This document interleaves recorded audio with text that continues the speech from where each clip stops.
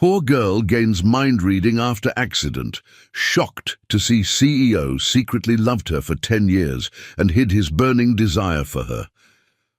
Hi, my beautiful, precious, irreplaceable family. It's your Mr. Peter. Before I say anything else, let me give you something from the deepest part of my soul, a prayer, not just words, but a warm hand to hold when the world feels cold. I pray that even in your quietest, loneliest moments, love finds its way back to you. So gently, it brings tears to your eyes. I pray the pain you hide behind your smile starts to fade, and peace, true peace, covers your heart like a soft blanket. I pray that every unspoken worry, every hidden ache is met with healing, and that you never again feel invisible. You are cherished, you are remembered, you are loved with a love so deep. It lives in every word I speak. Now please, listen to my heart. Yesterday I reached out to YouTube. I asked, why is my channel falling like this? And what they told me broke me inside. They said, the people who used to watch you, your regulars, they skip your videos now. They don't respond. I froze. I said, no, not my family. They answered, you have to accept it. And I cried, because I thought, maybe you don't believe in me anymore. Maybe you've let go, or maybe I failed to hold your heart the way I used to. I've kept going, even with heart pain, even when it felt like no one was listening. But lately I wonder, is YouTube pushing me down, or is my family walking away from me? And honestly, I don't know anymore. I've thought about quitting, but love, it keeps me here. You keep me here. So please, from the deepest part of me, promise me you'll like this video. Comment something from your heart. Share it. It takes only seconds, but it breathes life into this family. And please, don't leave the story in the middle. When you leave early, it doesn't just affect views, it hurts. Because it feels like you're leaving me. This isn't just a video. It's my soul, my love, my home. Yours too. Always. With every tear, every hope, every heartbeat, forever your Mr. Peter. Death had been chasing Tasha Ertel through the rain for 27 miles, and she could feel it gaining ground with every lightning strike that split the sky. The storm had transformed the highway into a river of black glass, her ancient Honda hydroplaning through puddles that seemed to devour the road whole. She should have pulled over miles ago, should have rescheduled the interview, should have heeded the weather warnings crackling through her radio. But desperation had a way of making dangerous decisions feel like the only ones left. Please, she whispered to the storm, her knuckles white against the steering wheel. Just let me get there.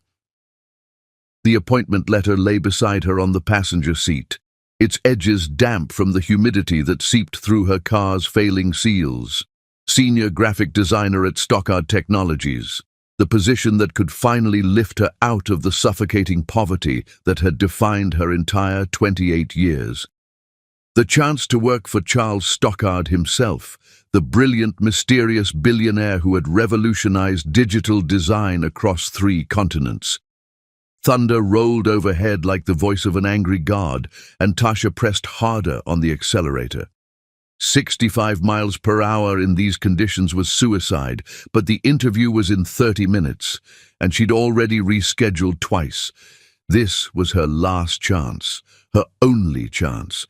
Her portfolio sat in the back seat, 5 years of her best work protected in a waterproof case. Nights spent hunched over her laptop in her cramped studio apartment, surviving on ramen and dreams. Designs that had won small contests, caught the attention of a few local businesses, but never the big break she needed. Never the opportunity to prove she was more than just another struggling artist from the wrong side of town. The radio crackled with static. Severe thunderstorm warning in effect. Drivers advised to seek shelter immediately. Conditions extremely dangerous. But Tasha couldn't seek shelter. Not when she was this close to changing everything. Not when Charles Stockard, the man whose company had been her inspiration since art school, was waiting to meet her.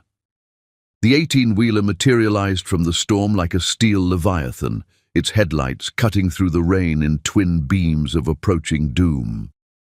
Tasha's heart stopped as she realized the massive truck was drifting into her lane, the driver probably blinded by the same torrential downpour that had turned the world into liquid chaos. Time crystallized into brutal slow motion. She wrenched the wheel hard to the right, feeling her car lose all traction on the flooded asphalt. The Honda spun like a child's toy, the world outside her windows becoming a nauseating blur of grey sky and black road, and the silver flash of the guardrail rushing toward her with inevitable finality. In that last moment before impact, as her life hung suspended between heartbeats, Tasha thought about all the things she'd never have the chance to do. She'd never see her name in the credits of a major campaign, never prove to her older brother Bryce that she was more than just a dreamer, never find the kind of love that made poets write sonnets and made ordinary people believe in magic. The collision was thunder made manifest. Metal screamed against metal as her car crumpled like paper, the guardrail tearing through the driver's side with the sound of the world shattering. Glass exploded inward, painting the air with glittering fragments that caught the lightning's violent glow. Pain bloomed across her skull like a crimson flower opening to impossible light. And then, darkness. When consciousness returned, it came in broken pieces, the acrid smell of smoke and twisted metal, rain pattering against what remained of her windshield, sirens wailing in the distance like mourning banshees, and voices, so many voices, talking over each other in urgent professional tones that seemed to come from underwater. Severe head trauma, possible skull fracture. Need to get her out of here now. Amazing she's still breathing. Tasha tried to open her eyes, but even that simple act sent spikes of agony through her skull. Her portfolio case lay open beside her, its contents scattered and ruined, her dreams literally bleeding into the rain-soaked highway. The appointment letter was gone, probably swept away by the storm that had destroyed everything. "Can you hear me?"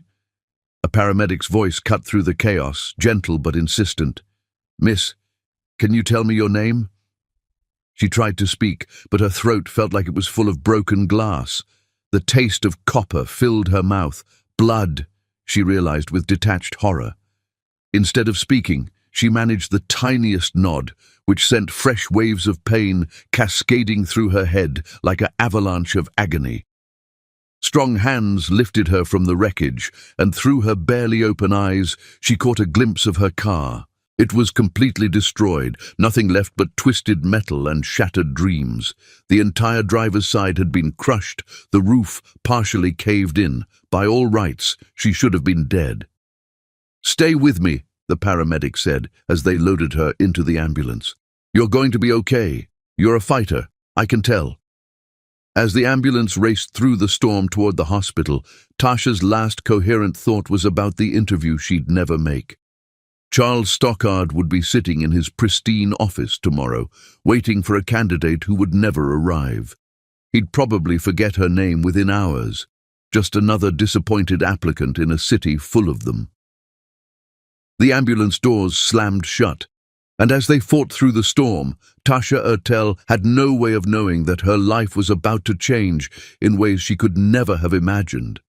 The accident that had destroyed her dreams would soon give her something far more powerful and far more dangerous than she'd ever dared to hope for.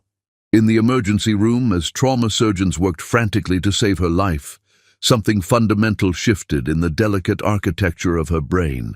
The impact had caused severe swelling and microhemorrhages in regions that controlled perception and consciousness. The medical team worked to relieve the pressure, but the damage had already triggered an unprecedented neurological response. The blow to her head had caused what doctors would later classify as a moderate traumatic brain injury, with contusions scattered across her frontal and temporal lobes. The swelling pressed against neural pathways, but instead of simply destroying tissue, her brain began an extraordinary process of adaptive rewiring. Her brain was remarkably adaptable, finding ways to reroute neural connections around the damaged areas. But in this case, the rewiring was creating something that had never been documented in medical literature. Synapses formed new connections across previously separated regions. Neural networks built bridges between consciousness and areas of the brain typically dormant in humans. And in the space between heartbeats, between the steady beep of monitors and the urgent whispers of medical staff, between the thunder and the lightning that still raged outside, Tasha's mind was quietly rebuilding itself. The accident had opened doorways in her consciousness that were never meant to be opened, creating pathways that would soon allow her to hear the thoughts of everyone around her.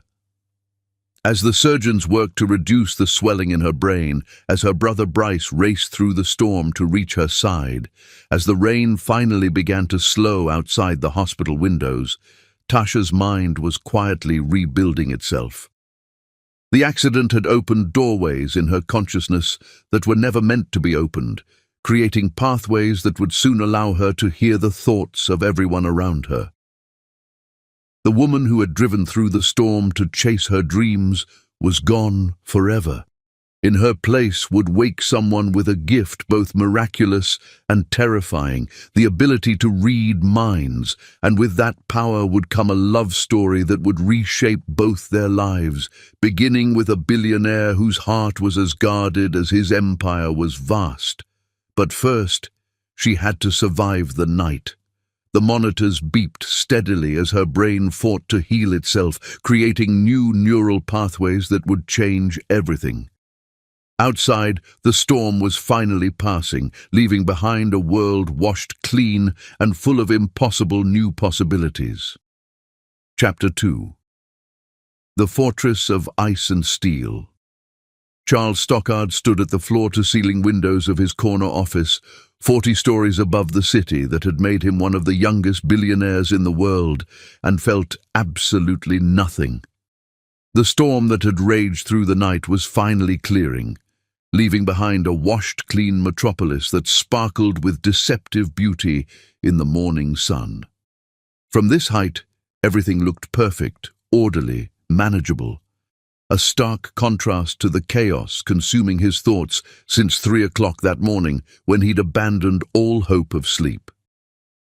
At 38, Charles had built an empire that spanned 3 continents, revolutionized digital design, and commanded respect from competitors who feared even mentioning his name. Stockard Technologies was his masterpiece, a testament to vision and ruthless determination. But standing here in his pristine office, surrounded by awards and accolades that meant nothing to him, he felt like he was suffocating behind glass walls of his own making. "Mr. Stockard?" His assistant's voice came through the intercom, professional and carefully neutral. Lyra Westmere had worked for him for 8 years, and she'd learned to read his moods like weather patterns. "The candidate for the senior graphic designer position hasn't arrived yet. Her interview was scheduled for 10 o'clock. Should I reschedule?" Charles glanced at his watch. 10:15 a.m. He'd been looking forward to this interview more than he cared to admit, though he'd never show it. Her portfolio had been remarkable, not just technically proficient, but infused with an emotional depth that had made him stop and stare at his computer screen for a full 5 minutes when he'd first seen her work. There was something about her designs that spoke to the part of him he'd thought was dead.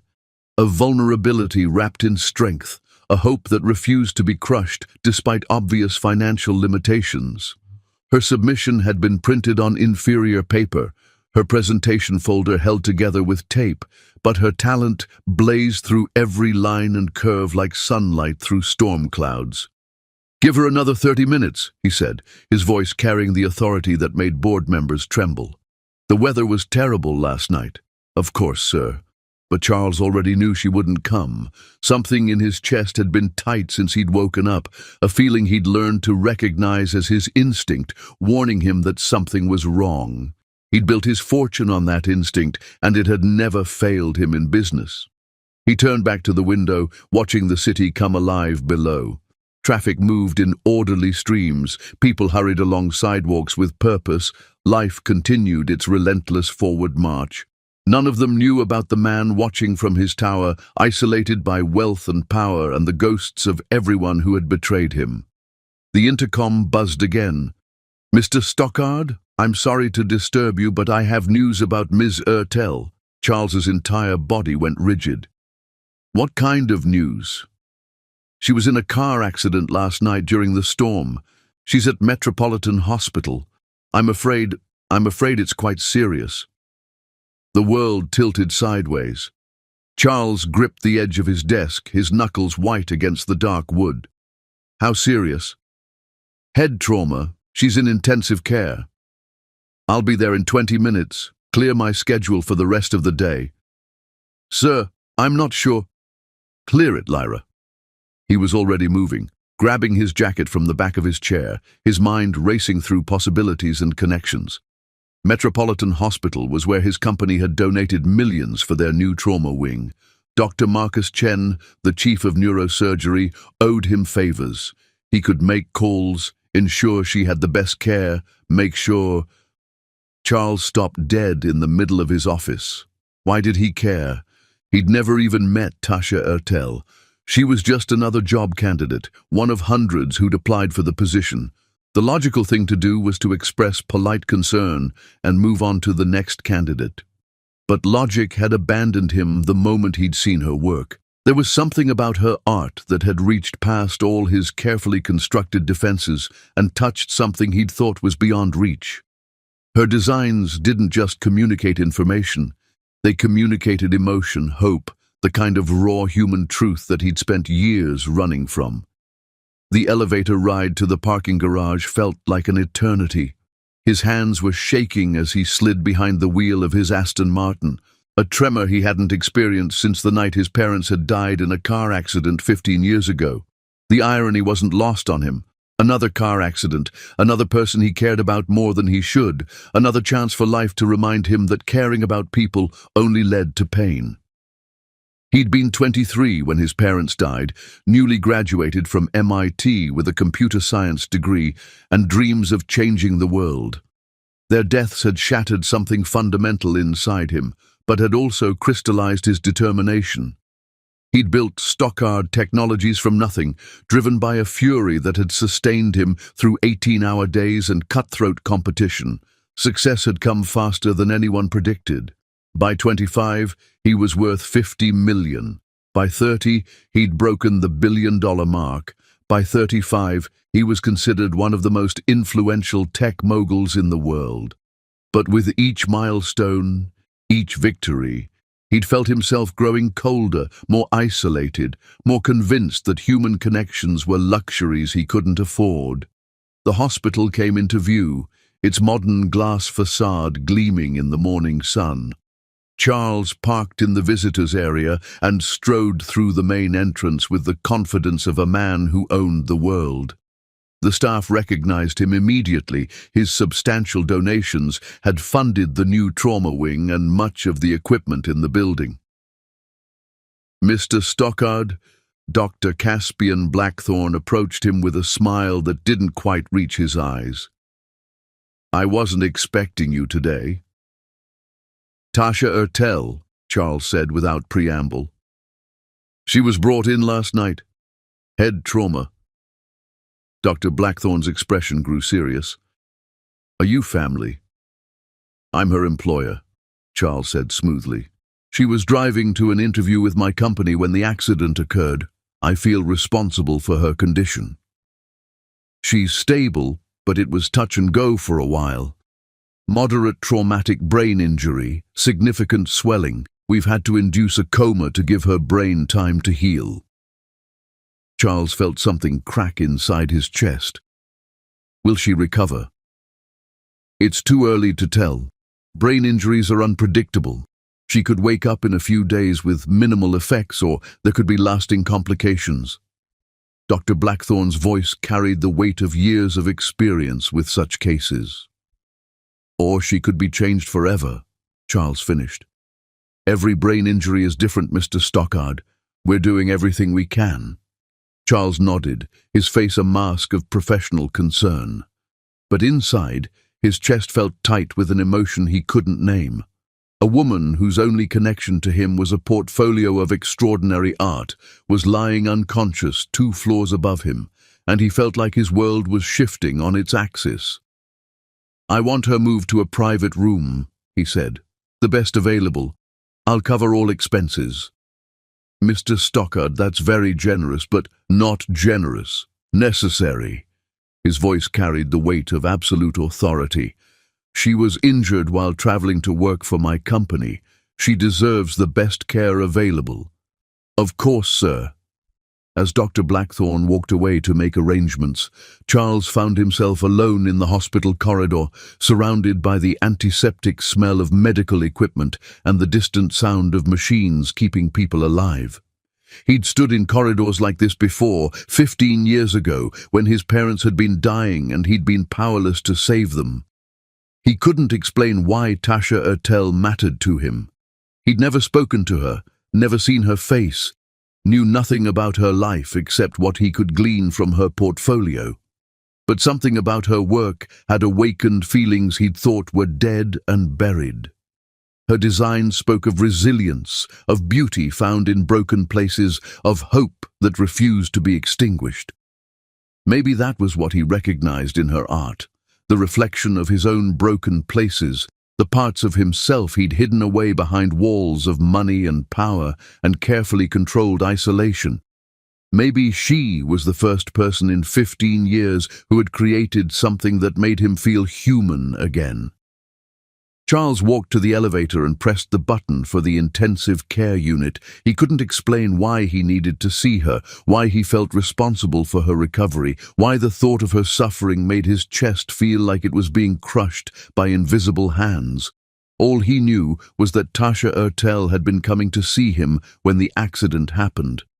She'd been driving through that storm to meet him, to show him her work, to ask for a chance to prove herself. And now she was lying unconscious, fighting for her life. The elevator doors opened with a soft chime, and Charles stepped inside, his reflection ghost-like in the polished steel walls.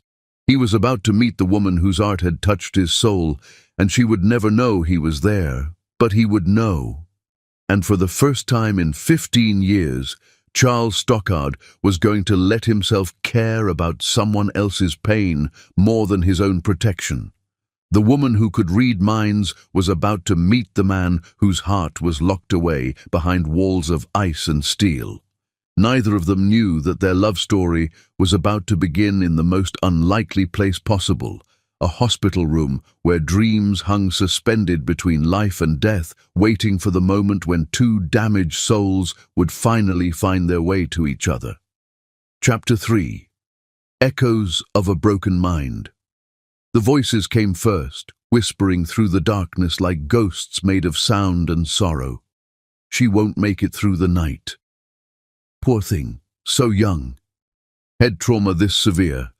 The family should prepare for the worst." Tasha's consciousness floated in a space between sleeping and waking, between life and death, where thoughts that weren't her own crashed through her mind like waves against broken shores. She couldn't open her eyes, couldn't move, couldn't speak, but somehow she could hear the unspoken fears of everyone around her with crystalline clarity. "Dr. Blackthorne, room 314 needs you immediately." The voice belonged to a nurse whose name was Janet, though Tasha had no idea how she knew that. Janet was worried about her youngest daughter's fever, wondering if she should call in sick tomorrow to stay home with her. The knowledge simply existed in Tasha's mind, as clear and undeniable as her own memories. "This is impossible," she thought, panic rising in her chest. "I'm hallucinating. Brain damage. Has to be brain damage." But the voices kept coming, a symphony of human consciousness that she couldn't silence. "Wonder if she has insurance. These bills are going to destroy her family. 3rd car accident this week. This weather is getting worse every year. She's pretty, even with all the bandages. Shame if she doesn't wake up. The last thought came from someone standing very close to her bed, and with it came a sudden, overwhelming urge to open her eyes. Tasha fought against the medical sedation, against the pain that felt like lightning trapped inside her skull, against the impossibility of what was happening to her. Light. Blinding, antiseptic light that made her head feel like it was splitting in two. But through the agony, she could see a figure standing beside her bed. A tall man in a white coat whose thoughts were radiating concern and professional curiosity. "Miss Ertel? Can you hear me?" The man's voice was kind, accented with what sounded like a slight British inflection. His name was Dr. Caspian Blackthorne, and he was thinking about neural pathways and unprecedented brain activity patterns and how her case might revolutionize neurological understanding. "Remarkable. The EEG readings are unlike anything I've seen in 30 years of practice. Increased activity in the temporal and parietal lobes, almost as if new neural networks are forming in real time." "I can hear you," Tasha whispered, her voice coming out as barely more than a croak. "All of you." Dr. Blackthorne's eyebrows rose. "I'm sorry, what did you say?" "Your thoughts." The words felt foreign in her mouth, impossible even as she spoke them. "You're thinking about my brain scans, about how unusual they are, about how this might change neurological understanding." The silence that followed was deafening. Dr. Blackthorne's thoughts went completely quiet, as if he'd just slammed mental doors shut. But Tasha could still sense his presence, still feel the shock radiating from him like heat from a fire. "Miss Ertel," he said carefully, "you've suffered a severe traumatic brain injury. Hallucinations and confusion are normal parts of the healing process. You need to rest." "Janet is worried about her daughter Emma's fever," Tasha said, her voice growing stronger despite the pain. "She's wondering if she should call in sick tomorrow. And you're thinking that what just happened is impossible. But you can't explain how I knew about your thoughts regarding my EEG patterns." Dr. Blackthorne went completely still. Through the haze of her new and terrifying ability, Tasha could sense his mind racing, trying to find rational explanations for what was happening. This is impossible. She couldn't have overheard. The EEG results weren't discussed anywhere near her room. But how else could she? "The accident," she whispered, understanding beginning to dawn. "Something happened to my brain during the accident." "Brain injuries can cause many unusual symptoms," Dr. Blackthorne said, but his clinical tone couldn't hide his fascination. "We need to run more tests, understand exactly what's happening to you." "More tests?" Tasha tried to sit up, but the movement sent waves of agony through her skull. "Doctor, I can hear people's thoughts. I can hear your thoughts. How is that possible?" Before Dr. Blackthorne could answer, the door to her room opened and a woman entered. She was tall and elegant, with silver hair and eyes that held decades of wisdom. Behind her came a man whose presence seemed to fill the room. Tall, broad-shouldered, with dark hair, and the kind of face that belonged on magazine covers. "He's been here for hours. Won't leave. Keeps asking about her condition. I've never seen him show such concern for anyone." The woman, a senior nurse named Margaret, was thinking about the man, about how unusual it was for him to show such concern for a patient. But the man's thoughts were locked away behind walls so thick that Tasha couldn't penetrate them. All she could sense from him was an overwhelming intensity, a focus so sharp it made her breath catch. "Charles," Dr. Blackthorne said, and Tasha's heart stopped. Charles Stockard, the man she'd been driving to meet, the billionaire whose company had been her dream job, whose empire she'd admired from afar. He was here, in her hospital room, and his presence was like a magnetic force that drew her attention completely. "How is she?" Charles asked, his voice deep and carefully controlled. Awake, which is excellent news, Dr. Blackthorne replied, but she's experiencing some unusual symptoms. Hallucinations, possibly. Not hallucinations, Tasha said, her eyes fixed on Charles. I can hear thoughts. I can hear everyone's thoughts except... She paused, staring at him. Except yours. Charles's expression didn't change, but something flickered in his dark eyes. I'm sorry about your accident, Miss Ertel. I'm Charles Stockard. You were coming to interview with my company. I know who you are. Tasha's voice was barely a whisper.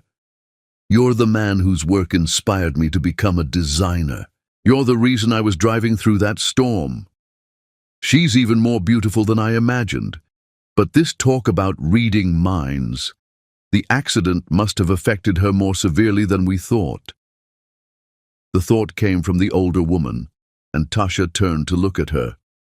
You're thinking I'm beautiful, but that the accident affected me more than anyone realizes. The woman's face went pale. I didn't say anything. You didn't have to, Tasha said, her voice growing stronger as the reality of her situation began to sink in. I can hear your thoughts. I can hear everyone's thoughts, except his. She looked back at Charles. Your mind is completely silent to me. Charles stepped closer to her bed, his movements careful and controlled. Miss Ertel, you've been through a terrible trauma. Your brain is trying to process... My brain is processing thoughts that aren't mine, Tasha interrupted. The nurse outside is thinking about her grocery list. The patient in the next room is worried about his medical bills. The janitor in the hallway is humming a song about lost love. I can hear all of them, but I can't hear you. The silence that followed was pregnant with possibility and fear. Dr. Blackthorne was frantically trying to rationalize what he was hearing, while the older woman was torn between skepticism and wonder.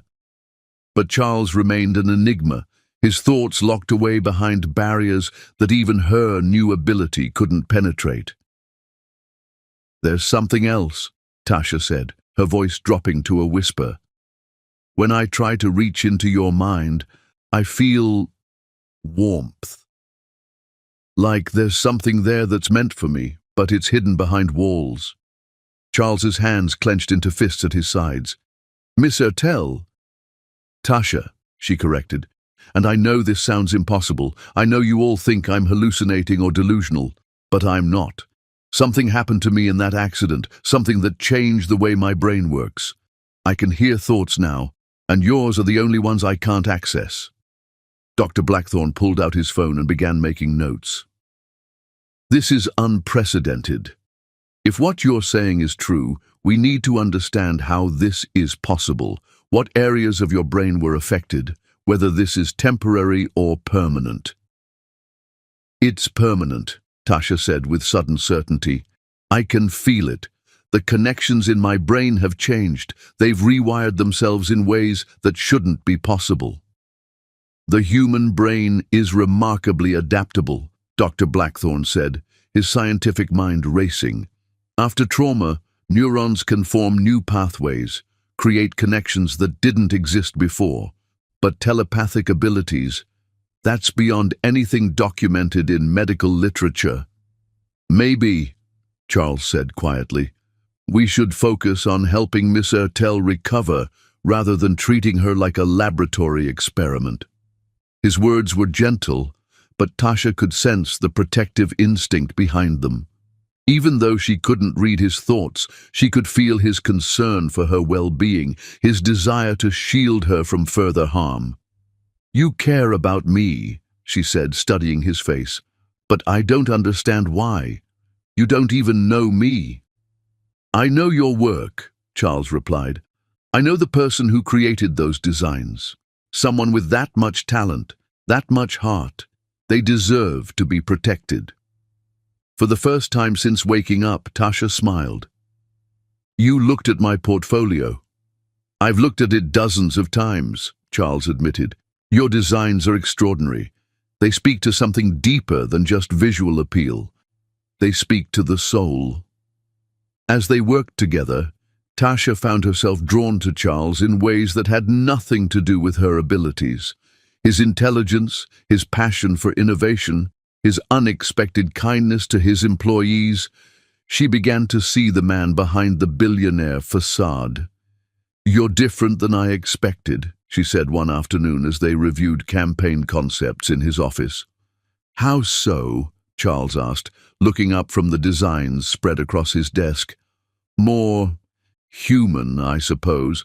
The media portrays you as this cold, calculating businessman, but you're not like that at all."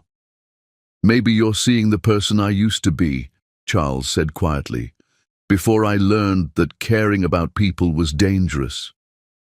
"What happened to make you think that?" Charles was quiet for a long moment. "I lost my parents when I was 23. Car accident. After that, I decided it was safer to keep people at a distance. Until you. Until me. Until I saw your work and realized that some things, some people, are worth the risk of caring." The vulnerability in his voice made her heart ache. "Charles, Don't," he said quickly. "Don't say anything you might regret. I know this situation is complicated. I know I've put you in an impossible position. Just let me be grateful that you're here, that you're safe, that I finally have a chance to know you." Tasha felt tears prick her eyes. "You're not putting me in an impossible position. You're giving me a chance to know you too." "And what do you think so far?" he asked, his voice carefully neutral. "I think," she said slowly, "that I'm starting to understand why my mind finds peace in yours. You're not just quiet to me. You're sanctuary." The promise in his voice made something deep in Tasha's chest flutter with hope. She didn't understand why this powerful, wealthy man cared about her recovery, why he was willing to stay by her side through something as strange and frightening as this. But his presence was the only thing that made her feel safe in a world where everyone's thoughts crashed through her mind like breaking waves. "Thank you," she whispered. "Don't thank me yet," Charles said, and for the first time, she thought she detected a hint of vulnerability in his voice. "This is just the beginning. We need to get you well, help you understand what's happening to you, and then we figure out what comes next, together."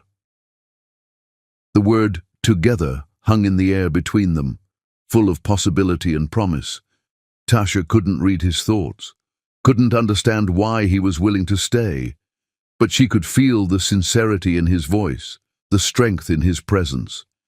For the first time since the accident, she began to hope that maybe, just maybe, her new and terrifying abilities might lead to something beautiful after all. Chapter 4. The Billionaire's Secret Pain. The silence in Charles Stockard's mind was not empty. It was full of carefully constructed walls, each one built from 15 years of pain, betrayal, and the kind of loss that changes a soul forever. As he sat in the chair beside Tasha's hospital bed, watching her sleep peacefully for the first time since the accident, Charles allowed himself to remember the night that had transformed him from an idealistic young man into the fortress of ice and steel she'd described.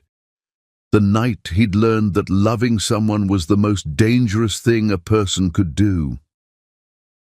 3 years ago, Charles had been reviewing portfolios for a design competition his company sponsored when her submission had stopped him cold. The artwork was extraordinary, not just technically brilliant, but infused with an emotional depth that spoke directly to his soul. He'd spent hours studying each piece, captivated by the way she captured hope and vulnerability in perfect harmony. Tasha Ertel. He'd memorized the name, then found himself researching her work, her background, her struggles as an artist trying to make it in an unforgiving industry. What had started as professional admiration had gradually become something deeper, a connection he couldn't explain to someone he'd never met. He'd been drawn to her authenticity in a world full of pretense, her determination to create meaningful art despite financial hardship. Through her work, he'd glimpsed a kindred spirit, someone who understood that success meant nothing without purpose.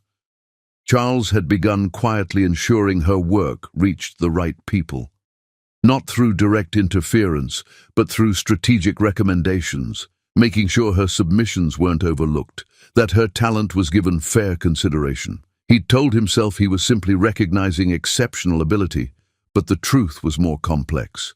She represented everything he'd lost in his climb to success: passion, hope, the belief that art could change the world. Through her work, he'd found pieces of himself he'd thought were gone forever. When he'd learned about her financial struggles, he'd created a small grant program specifically for emerging artists, ensuring she qualified. When her landlord had threatened eviction, he'd anonymously covered her rent through a charitable foundation. He'd been careful to maintain distance, to never cross the line from admirer to stalker. For 3 years, Charles had wrestled with feelings he couldn't name for a woman he'd never spoken to. He'd convinced himself it was merely artistic appreciation, but seeing her broken and vulnerable in that hospital bed had shattered every lie he'd told himself. The truth was terrifying in its intensity. He was in love with someone who didn't know he existed, and now, for the first time, he had a chance to be more than a shadow in her life. The sound of Tasha stirring in her hospital bed pulled Charles back to the present. She opened her eyes slowly, and he watched as awareness returned to her face. First confusion, then the gradual memory of where she was and what had happened to her. "You're still here," she said, her voice soft with surprise. "I told you I wasn't going anywhere," Charles replied, though he couldn't quite meet her eyes. The weight of his secret love, his 10 years of silent devotion, felt like a burden he couldn't carry much longer. "The voices," Tasha said, sitting up carefully. "They're quieter now. Still there, but manageable." "Doctor," Blackthorne said, "that's normal. Your brain is learning to process the new neural pathways. It should get easier with time." "Should." Tasha smiled wryly. "That's a word that doesn't inspire confidence when you're talking about impossible abilities." Charles stood and walked to the window, needing distance from the magnetic pull of her presence. "Nothing about this situation is normal, Tasha, but that doesn't mean we can't find ways to help you manage it." "We?" She repeated the word thoughtfully. "You keep saying that, but I still don't understand why you're here, why you care about what happens to me. Because I've loved you for 10 years, because I've watched you struggle and triumph and pour your heart into your art. Because the thought of losing you now, when I've finally found the courage to be near you, is more terrifying than anything I've ever faced." But Charles couldn't say any of that. Not yet.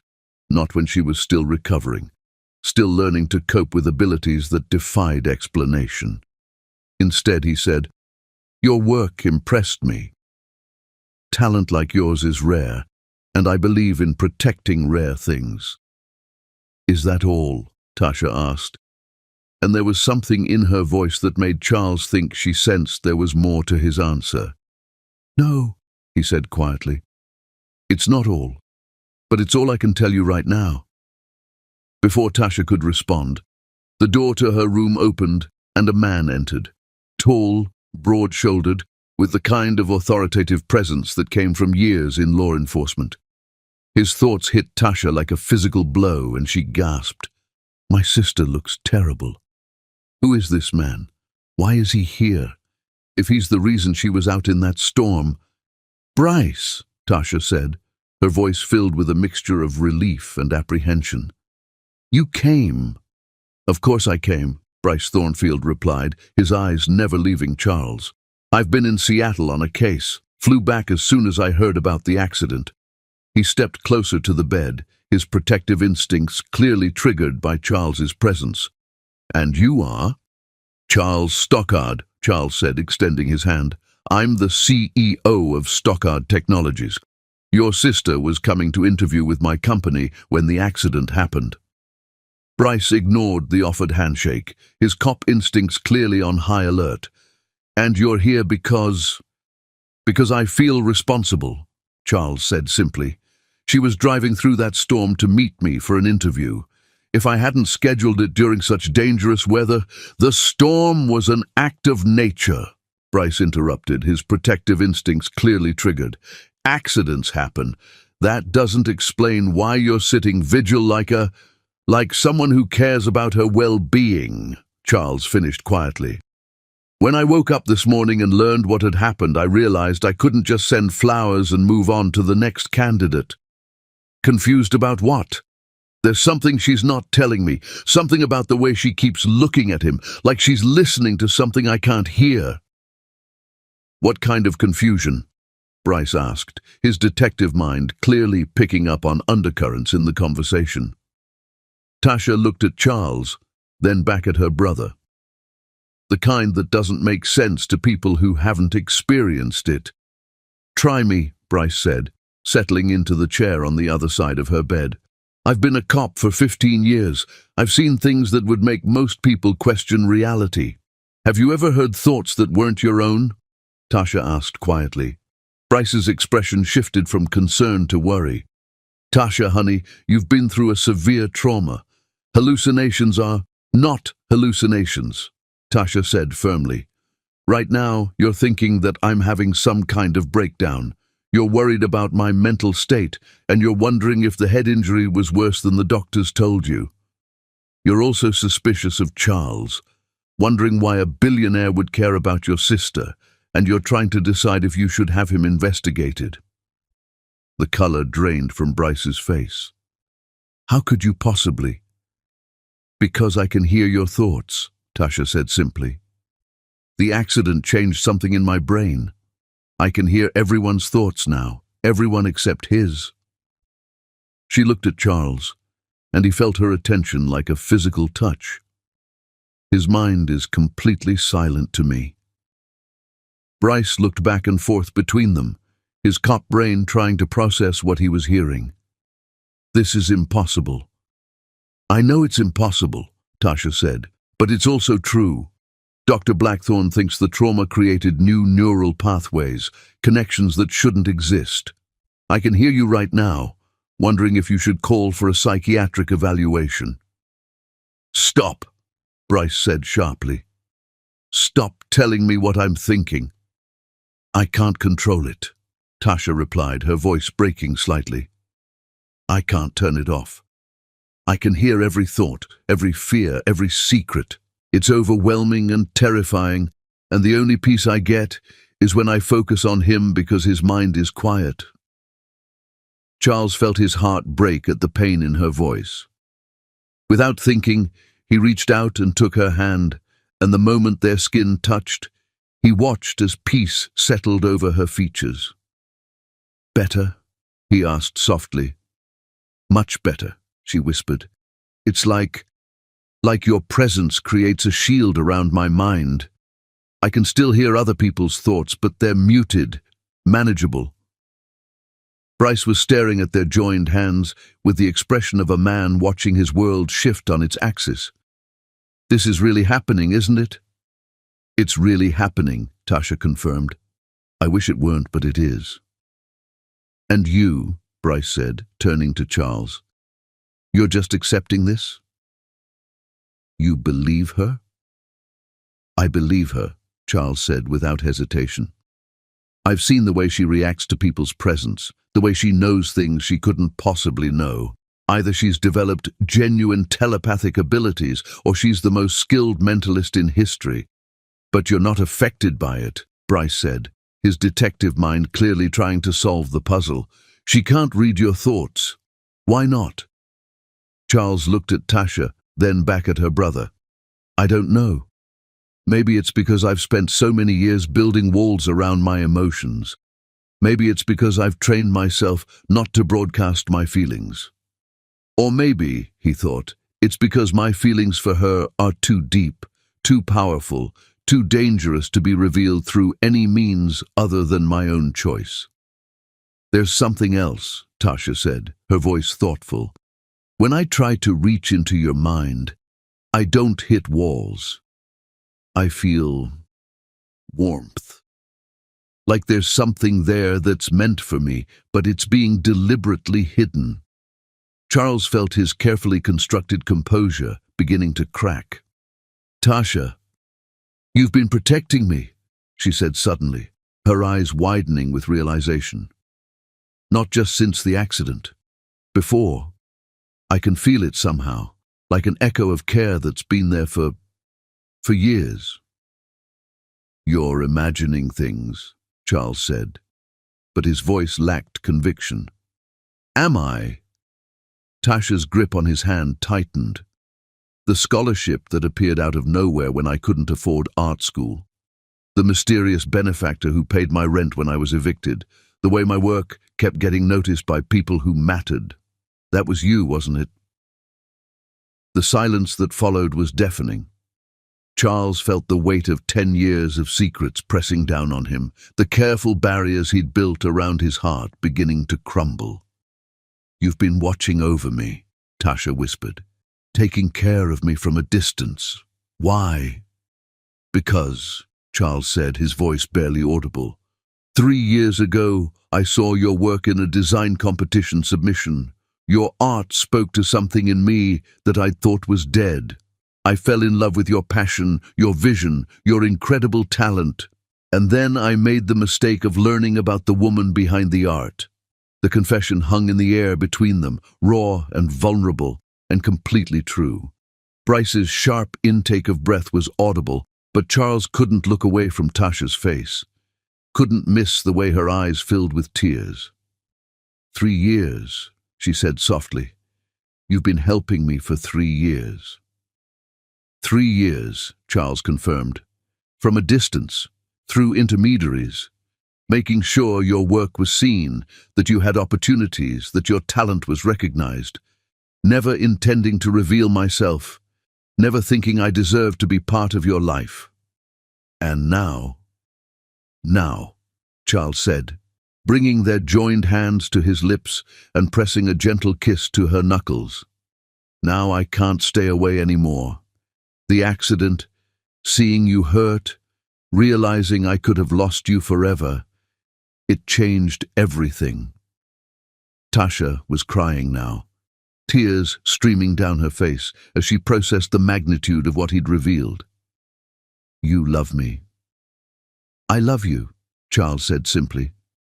I've loved you since the moment I saw you light up talking about your art. I've loved you through every piece you've created, every struggle you've faced, every triumph you've achieved. I love your passion, your talent, your unwavering belief that art can heal the world. But you don't know me, Tasha protested. Not really. You've been watching me, but we've never... I know you, Charles interrupted gently. I know that you always buy coffee for the homeless man who sits outside the art supply store. I know that you spend your own money on supplies for art classes at the community center.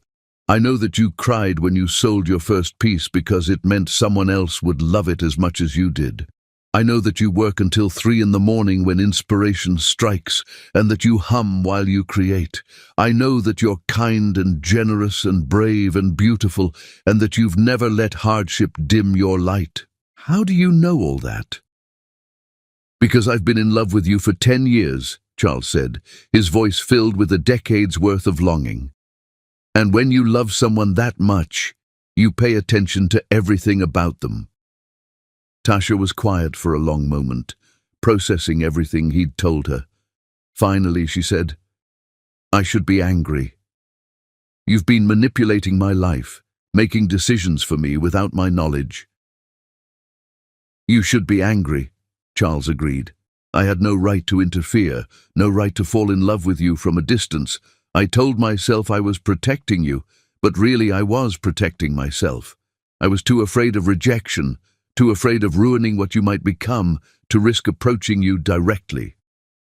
And now I'm still afraid, Charles admitted, but I'm more afraid of losing you. The accident made me realize that life is too short to love someone from the shadows. If you'll let me, I want to be part of your life. Really part of it. Not as a mysterious benefactor, but as a man who loves you and wants to help you navigate whatever comes next. Tasha looked at him for a long moment. Her new abilities apparently unable to penetrate the walls around his mind, but somehow sensing the truth in his words anyway. Finally, she said, "I don't know how to process this. The accident, the telepathy, learning that you've loved me for 10 years, it's overwhelming." "We don't have to process it all at once," Charles said gently. "We have time. Whatever you need, however long it takes, I'll be here." "Promise?" "I promise." And as Charles looked into Tasha's eyes, seeing the beginning of something that might someday become love, he knew that his life had just changed forever. The walls he'd built around his heart were crumbling, and for the first time in 15 years, he wasn't afraid of what that might mean. The woman who could read minds was about to fall in love with the man who had loved her from the shadows. Their story was just beginning, and it would be beautiful and complicated and worth every moment of fear it took to get there. Chapter 5. Dangerous Attraction. 3 weeks later, Tasha stood in the gleaming lobby of Stockard Technologies, her heart racing as she prepared to enter a world she'd only dreamed of joining. Her telepathic abilities had stabilized enough for her to leave the hospital, though she still wore the mental equivalent of armor, techniques Dr. Blackthorne had taught her to filter the constant stream of thoughts. The voices were always there, whispering at the edges of her consciousness, but she'd learned to push them into background noise, except when Charles was near. Then blessed silence. "Miss Ertel?" Lyra Westmere approached with a warm smile. "Mr. Stockard is waiting for you in his office. She's even more beautiful than the photos. No wonder he's been obsessed with her. Hope she's worth the risk he's taking." Tasha winced at the assistant's thoughts, but managed a professional smile. "Thank you." The elevator ride to the 40th floor felt eternal. Charles had offered her the senior designer position without an interview, claiming her portfolio spoke for itself. But Tasha suspected his motives were more personal than professional, and the thought both thrilled and terrified her. She couldn't deny the attraction that had sparked between them in the hospital. Every touch of his hand had sent electricity through her veins. Every gentle word had made her heart flutter. But how could she trust feelings that had developed under such extraordinary circumstances? The elevator doors opened to reveal Charles waiting for her, devastatingly handsome in a charcoal suit that emphasized his broad shoulders and commanding presence. The moment she saw him, the chaos in her mind quieted to a whisper. "Tasha." His voice was warm, intimate. "You look beautiful." "Thank you."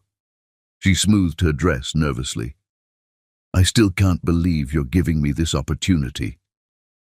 "You've earned it," Charles said, but his eyes held depths of meaning that went far beyond professional recognition. "Let me show you your office." The space he led her to was spectacular.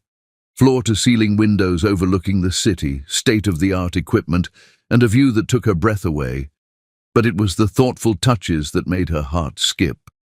Fresh flowers on the desk, premium art supplies arranged perfectly, and a framed print of her favorite Van Gogh painting. "You remembered," she whispered, staring at the starry night print. "I remember everything about you," Charles said softly. "How you take your coffee, your favorite colors, the way you hum when you're concentrating. 10 years of watching you work, and I've memorized every detail." The intensity in his voice made her shiver. "Charles, we need to talk about boundaries. I'm grateful for the job, but I can't." "Can't what?" He stepped closer, and she felt the magnetic pull of his presence. "Can't acknowledge what's happening between us." "What's happening is complicated," Tasha said, though her body betrayed her by leaning toward him. "I have abilities I don't understand. You've been in love with me for a decade, and now we're supposed to work together professionally."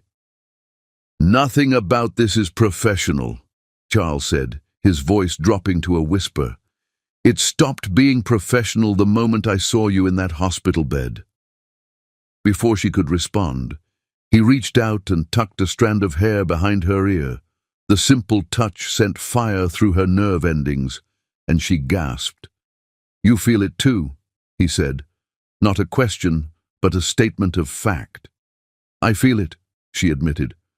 But feeling something doesn't mean we should act on it. Why not? Because you're my boss. Because I don't know if these feelings are real or just a result of trauma and gratitude. Because... Charles silenced her with a finger against her lips. Because you're afraid. Yes, she whispered. I'm terrified. So am I, he said, his thumb tracing her lower lip. I've been afraid for 10 years, afraid of approaching you, afraid of ruining your life, afraid of not being worthy of your love. But I'm more afraid of wasting the chance we have right now. The air between them crackled with tension. Tasha could feel her resolve weakening, could see the hunger in his dark eyes that matched her own. But before either of them could close the distance, her mind suddenly exploded with hostile thoughts. That's her, the one who's bewitched him. Little schemer thinks she can manipulate the great Charles Stockard. Tasha gasped, pressing her hands to her temples as the venomous thoughts crashed through her consciousness. Charles immediately moved to her side, his presence helping to mute the mental attack. What is it? He asked urgently. Someone's thinking about me, she said through gritted teeth. Someone who hates me. Someone who's... here. The door to her office opened, and a woman entered without knocking. She was stunning, tall, elegant, with platinum blonde hair and ice-blue eyes that held a decade's worth of bitter jealousy. Ottilie, Charles said, his voice turning cold. What are you doing here? Look at him protect her. He never defended me like that, but I'll destroy this little nobody and win him back. I came to meet your new employee, Ottilie Fairchild said, her smile sharp as a blade. I'm Ottilie Fairchild, Charles's former fiancée, and you must be the charity case he's decided to rescue. Ottilie, get out, Charles said, his voice deadly quiet. Oh, but I'm just getting started, Ottilie replied, her attention fixed on Tasha. Did he tell you about us? About how we were going to be married until I realized he was more interested in building his empire than building a life. He's looking at her the way he never looked at me. But she doesn't know about the real Charles, the cold, calculating bastard who destroys anyone who gets in his way. You're lying, Tasha said, the woman's thoughts revealing the truth behind her words. Am I? Ottilie's smile widened. Ask him about the companies he's destroyed, the people he's ruined. Ask him what happens to anyone who threatens his precious empire. She's trying to make me doubt him, Tasha realized, reading the woman's intentions. But her thoughts are full of lies and manipulation. I don't need to ask him anything, Tasha said, stepping closer to Charles. I can see the truth. The truth? Ottilie laughed coldly. The truth is that you're a convenient distraction, a pretty little project to make him feel human again. But when he gets bored, and he will get bored, you'll be discarded like yesterday's news. That's what I'm counting on. Once she's gone, he'll realize what he lost. You're wrong, Tasha said firmly. And you're leaving. Now. I don't think so, Ottilie said, but her confidence wavered when she saw the way Charles was looking at her with complete contempt. Security, Charles said into his phone. I need an escort for Ms. Fairchild. She's no longer welcome in this building. You can't do this to me, Ottilie said, her composure cracking. I know things about you, Charles, things that could destroy your reputation. Riggs will pay well for information about his weaknesses. Together we can bring down his empire. Threats now? Charles asked, his voice dangerously soft. You're even more pathetic than I remembered. Security arrived and escorted a protesting Ottilie from the office. But her venomous thoughts lingered in Tasha's mind, along with one particularly disturbing detail.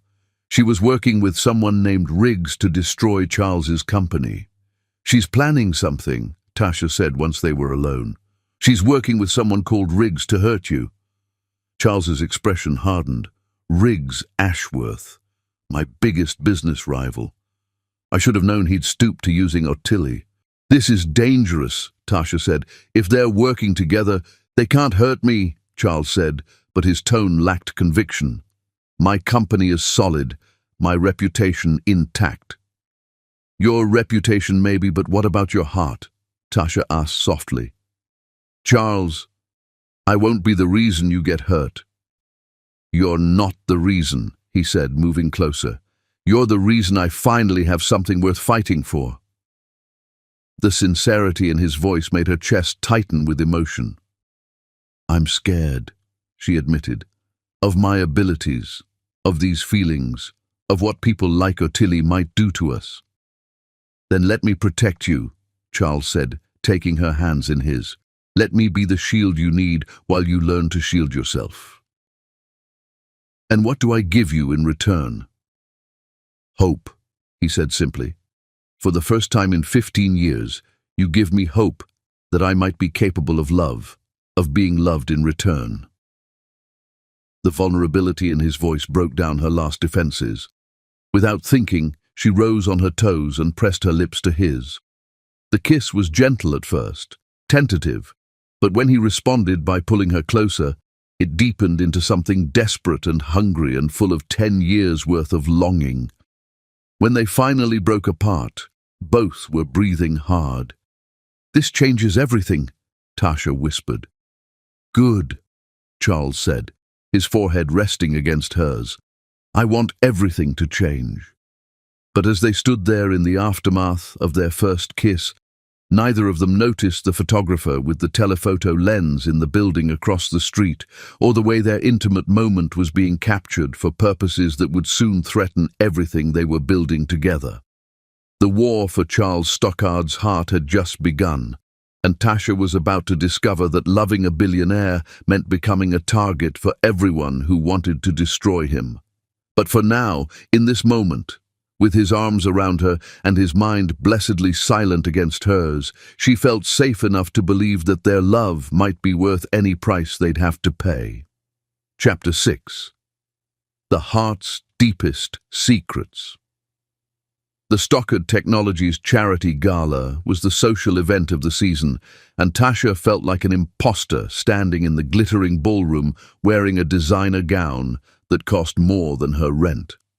2 months had passed since she'd started working at Stockard Technologies, and the professional relationship they'd tried to maintain was slowly evolving into something deeper.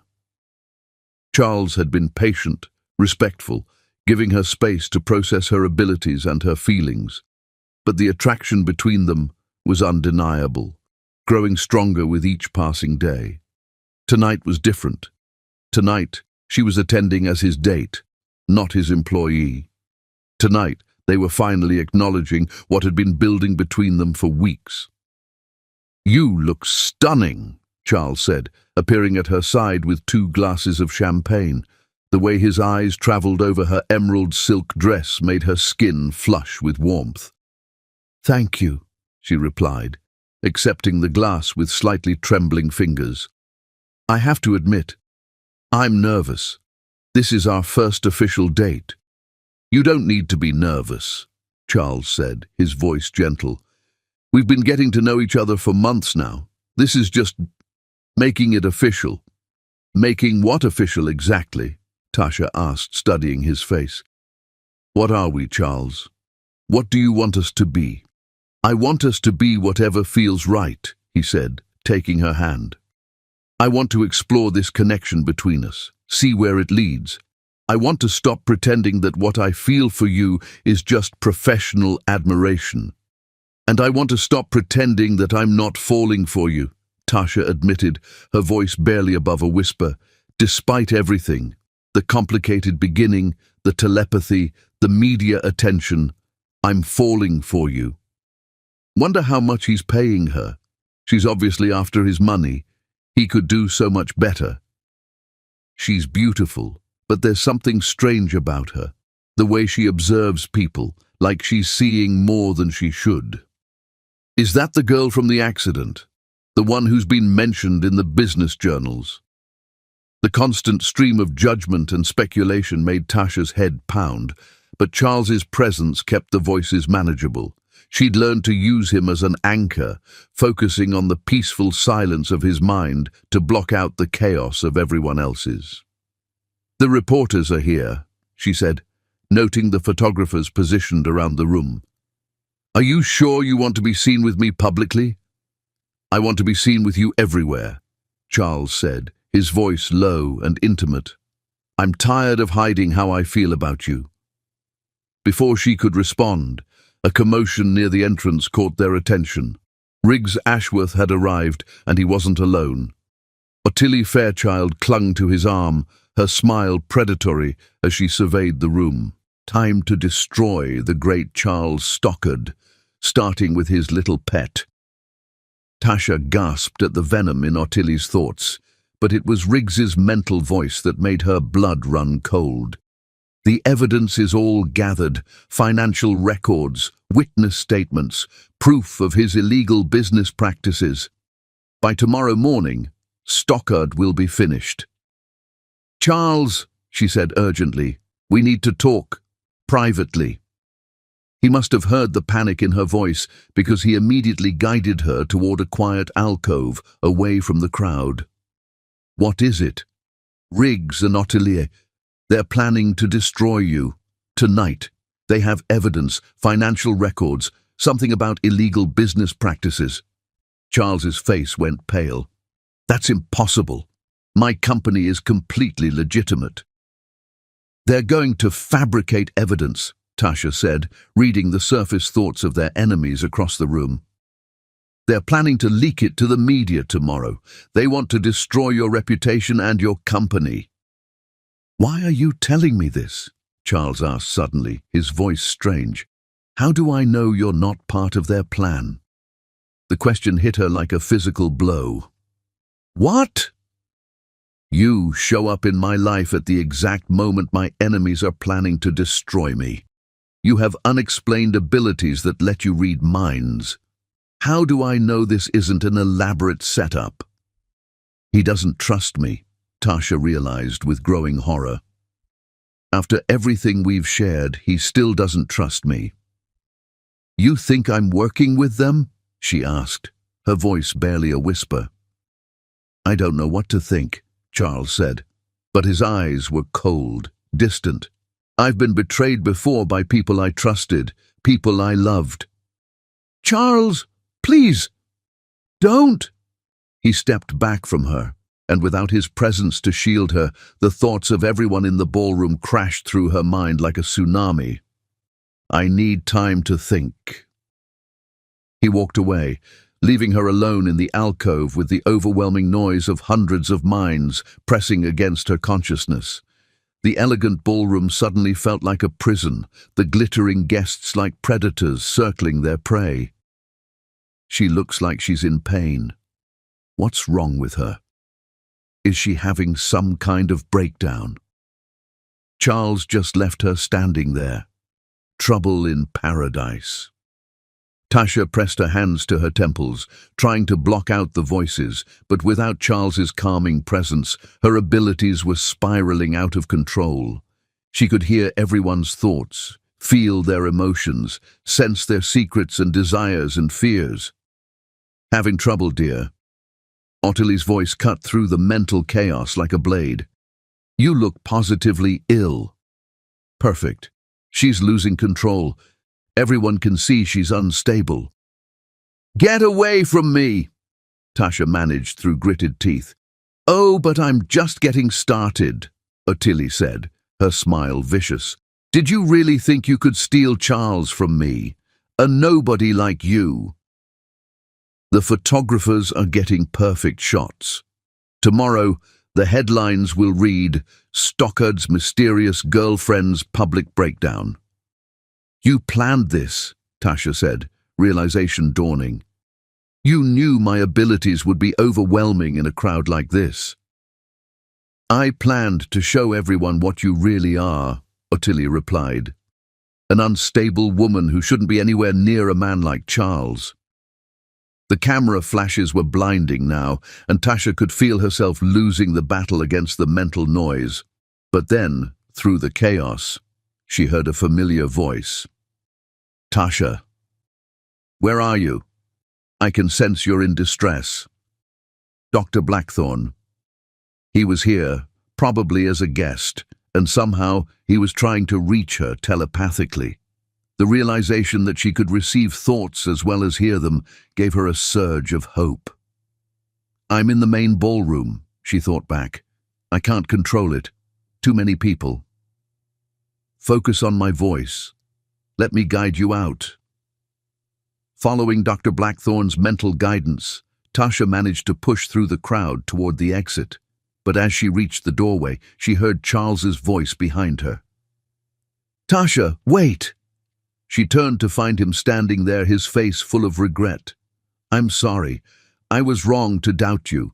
When I saw you in pain, when I realized what Ottilie was doing to you—" "You realized I was telling the truth," she said, hurt still raw in her voice. "I realized I was a fool," he said, stepping closer. "I let my past betrayals cloud my judgment. I let fear make me doubt the one person who's been trying to protect me." He's sincere, she realized, seeing the truth in his eyes. He's genuinely sorry. "Charles, we need to deal with Riggs and Ottilie. They're about to—" "I know," he said. "While you were fighting off that mental attack, I was making phone calls. My security team is already investigating their claims. Whatever evidence they think they have, we'll prove it's fabricated. But what if they've already damaged your reputation? Then we'll rebuild it," he said simply. "Together." The word "together" made her heart skip. "Charles, I love you," he said, the words coming out in a rush. "I've loved you for 10 years, and I almost lost you tonight because I was too afraid to trust it. I won't make that mistake again." "I love you too," she said, the confession feeling like a weight lifting from her chest. "I think I've been falling for you since the moment I woke up in that hospital and found you there." He pulled her into his arms, and the moment their lips met, the world outside ceased to exist. The kiss was desperate, hungry, full of 10 years of longing and the promise of forever. When they finally broke apart, both were breathing hard. "Let's go home," Charles said, his voice rough with emotion. "Your home or mine?" she asked. "Our home," he said, and the possessive way he said it made her knees weak. "I want to wake up next to you every morning for the rest of my life." As they left the gala together, neither of them noticed the photographer who had captured their reconciliation, or the way their kiss would be splashed across tomorrow's front pages with headlines that would change everything. The war for Charles Stockard's heart was far from over, but tonight, love had won the first battle. And as they drove through the city lights toward their future together, Tasha finally understood that some love stories were worth fighting for, no matter how dangerous the fight might be. The woman who could read minds had finally found the man whose heart was strong enough to love her through anything. Their greatest challenges still lay ahead, but together they were ready to face whatever came next. Chapter 7. Love Under Siege. The headlines hit like a coordinated attack at dawn. Stockard's mystery woman, mentally unstable or gold digger, and billionaire's breakdown. Inside Charles Stockard's dangerous romance. Tasha stared at her phone in Charles's penthouse bedroom, watching her life implode in real time. The photos from the gala were everywhere. Her moment of mental overwhelm, Charles walking away, their passionate reconciliation. But the captions told a twisted story of manipulation and instability. "It's worse than we thought," Charles said, emerging from his office with a grim expression. Riggs didn't just fabricate evidence about my business practices. He's launched a full media campaign, questioning my judgment, my mental state, my fitness to run a company. The stress is affecting him more than he's letting on, Tasha realized, watching the tension in his shoulders. He's terrified of losing everything he's built. What about the evidence? Can your lawyers prove it's fake? They're working on it, but damage control takes time. By then the board might vote to remove me as CEO. His voice was carefully controlled, but she could see the fear in his eyes. Riggs played this perfectly. He's attacking both my professional reputation and my personal life. Tasha's phone buzzed with another notification. The story was spreading across social media, with hashtags like #Stockard scandal and #Mind Reader mystery trending worldwide. Someone had leaked details about her hospital stay, her alleged telepathic abilities, even her financial struggles. "They're destroying you because of me," she said, her voice breaking. "If I hadn't been at that gala, if I hadn't lost control—" "Stop!" Charles crossed the room and pulled her into his arms. "This isn't your fault. Riggs and Ottilie have been planning this for months. They would have found another way to attack." "But I made it easy for them," Tasha said, tears streaming down her face. "I should leave, disappear, give you a chance to rebuild without the woman I love?" Charles's voice was fierce. "Never. We face this together, or we don't face it at all." Before she could respond, his phone rang. The caller ID showed his grandmother's name, and Charles's entire body went rigid. "Eloise," he answered, his voice carefully neutral. "She's furious," Tasha sensed, even though she couldn't hear the older woman's thoughts directly. "She's been fielding calls all morning about the scandal." "Yes, I've seen the headlines," Charles said. "No, I'm not going to end things with Tasha, because I love her, and she's done nothing wrong. I don't care what the board thinks." The conversation continued for several more minutes, with Charles's responses growing increasingly terse. When he finally hung up, his face was pale. "She wants to meet with you," he said quietly. "Today. She says the family needs to understand what they're dealing with." "She thinks I'm a liability," Tasha said, not really a question. "She thinks you're an unknown variable in a very dangerous game," Charles corrected.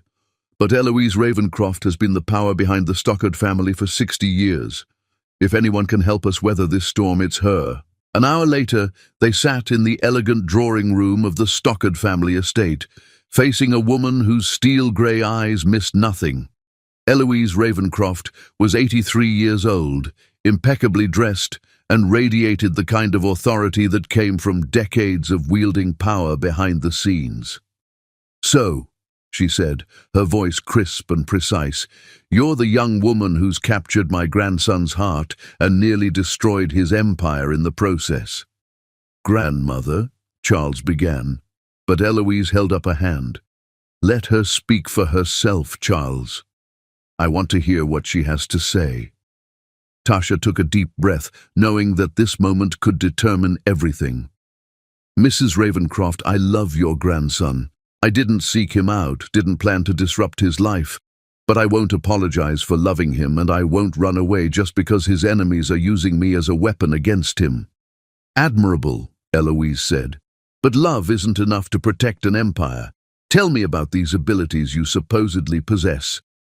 "She's testing me," Tasha realized. "She wants to know if I'm delusional or if there's something more to this story." "I can read minds," Tasha said simply. "It started after my car accident. The brain trauma created new neural pathways, and now I can hear people's thoughts. Right now, you're wondering if I'm telling the truth or if I'm cleverly manipulating the conversation." Eloise's eyebrows rose slightly. "What else am I thinking?" "You're thinking that Charles looks happier than you've seen him in years, but you're terrified that happiness will cost him everything he's worked for. You're also thinking that I'm either the best thing that ever happened to him or the worst mistake he's ever made. Impressive, Eloise said, though it could be educated guesswork. You're also thinking about your late husband, wondering what he would have done in this situation. You're remembering how he once told you that the greatest risk in life is not taking any risks at all. The silence that followed was deafening. Eloise stared at Tasha for a long moment, her expression unreadable. You really can read minds, she said finally. I really can, Tasha confirmed, and I know how impossible it sounds, how it makes me seem like either a fraud or a freak. But it's real, and it's part of who I am now. And you can't read Charles's thoughts. His mind is completely silent to me. It's the only peace I get from the constant noise of everyone else's consciousness. Eloise looked at her grandson, then back at Tasha. Do you know why that might be? I have a theory, Tasha said quietly. I think it's because his feelings for me are so deep, so protected, that they exist in a place my abilities can't reach. Love that's strong creates its own kind of barrier. Or, Eloise said thoughtfully, it's because you're meant to be together. Sometimes the universe has a way of protecting what's precious. Charles reached for Tasha's hand, and she felt the familiar sense of calm that came with his touch. Grandmother, what do we do about Riggs and Attili? We fight, Eloise said firmly. The Stockard family has survived scandals before. We'll survive this one too. But first, we need to control the narrative. How? By telling the truth, Eloise said. All of it. Your love story, Tasha's abilities, the decade of devotion that led to this moment. We make it a love story so compelling that the public forgets about the scandal. That's risky, Charles said. If people don't believe her, then we prove it, Eloise said simply. We demonstrate her abilities publicly, under controlled conditions. We show the world that she's not unstable or manipulative. She's extraordinary. Absolutely not, Charles said, his voice hard. I won't let her become a circus act. Charles, it might be the only way, Tasha said softly. If we can prove that my abilities are real, that I'm not some con artist. The risks are too great, he insisted. What if something goes wrong? What if you lose control like you did at the gala?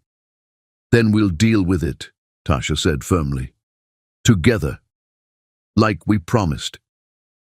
Eloise smiled for the first time since they'd arrived.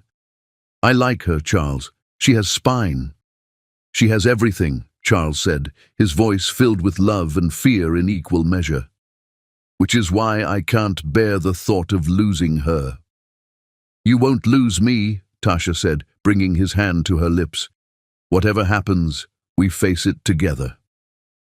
As they sat in the elegant drawing room, planning their counterattack against enemies who would stop at nothing to destroy them, none of them realized that their conversation was being recorded. Hidden cameras, planted by Riggs's security team, were capturing every word, every plan, every vulnerability. The war for Charles Stockard's heart was about to enter its most dangerous phase, and their enemies were already 3 steps ahead. But love had made them strong, and together they would find a way to survive whatever came next. The woman who could read minds and the man who had loved her from the shadows were about to face their greatest test, and their love would either save them or destroy them both. Chapter 8. The Power of Truth. The live television interview was scheduled for prime time, and Tasha had never been more terrified. Remember, Dr. Blackthorne said as makeup artists worked on her face, don't try to read everyone at once. Focus on one person at a time and describe exactly what you're experiencing. The more specific you are, the more believable it becomes.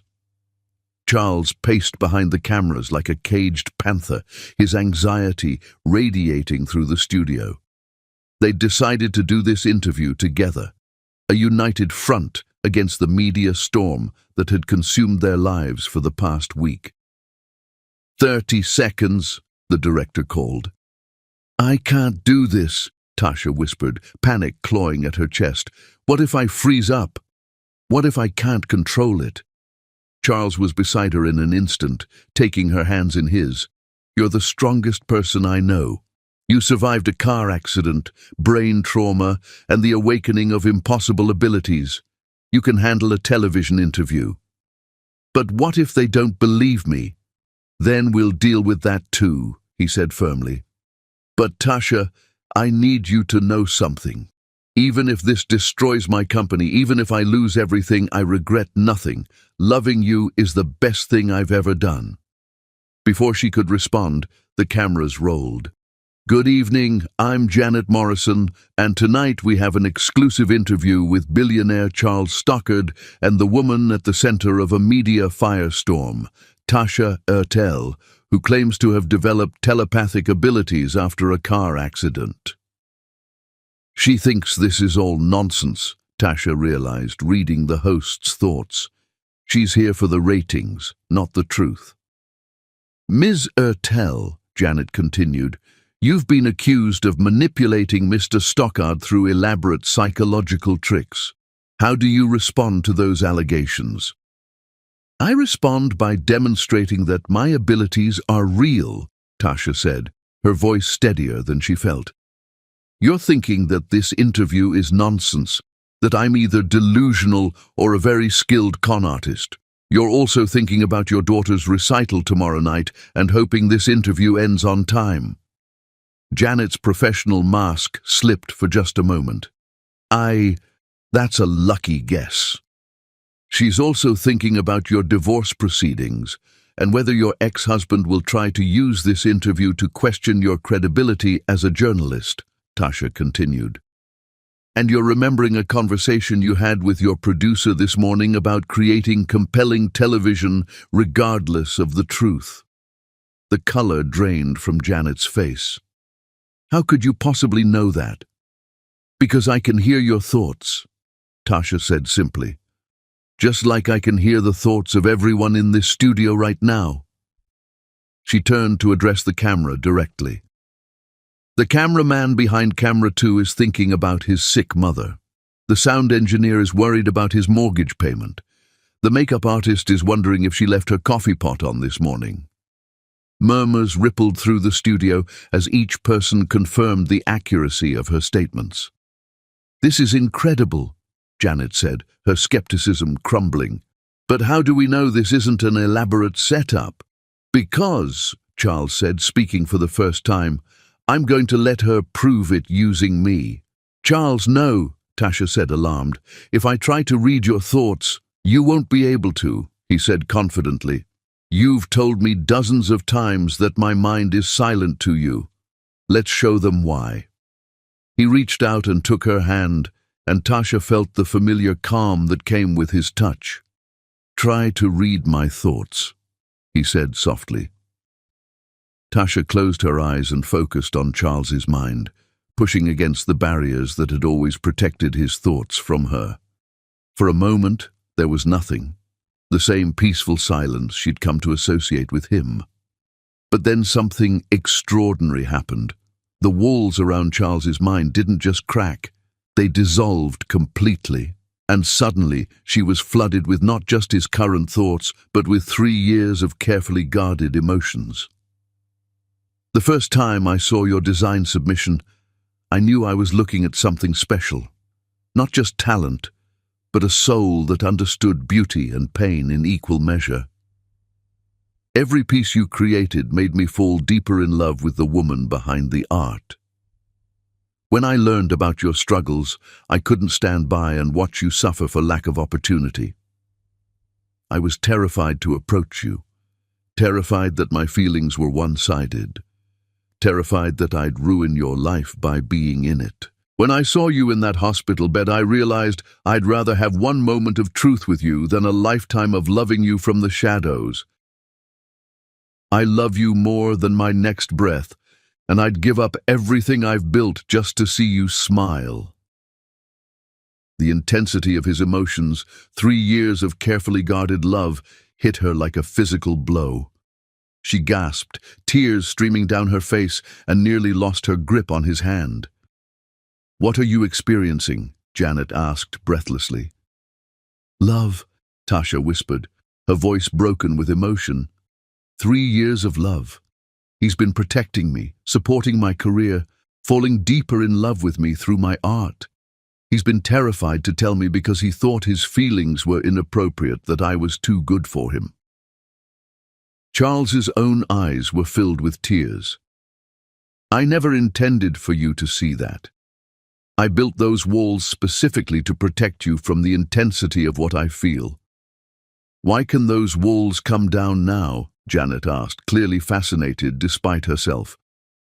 Because, Charles said, his voice hoarse with emotion, love is stronger than fear. When our connection is threatened, when she needs to reach me, nothing can keep us apart.